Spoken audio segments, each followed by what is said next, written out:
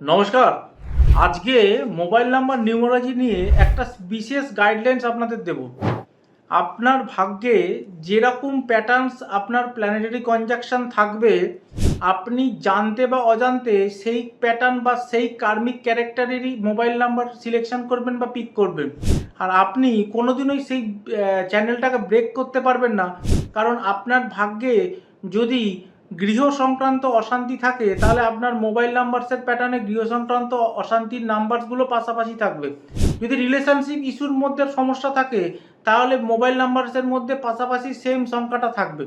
আবার যদি আপনার পিতার সাথে পুত্রের সম্পর্ক ভালো না থাকে, সেইখানেও সেম প্যাটার্নসের মোবাইল নাম্বারসের প্যাটার্নসগুলো থাকবে। বেসিক্যালি আমি দেখেছি যে যার যেরকম ডেস্টিনি, যার যেরকম ভাগ্য, জন্মকালীন হরোস্কোপে যেরকম প্ল্যানেটের প্লেসমেন্ট, সেই অ্যাকর্ডিং তার মোবাইল নাম্বার সে অটোমেটিক পিক করে। আর এই কার্মিক প্যাটার্নটা আপনি কোনোদিনই ব্রেক করতে পারবেন না যতক্ষণ না আপনি সাবজেক্টটাকে জানবেন।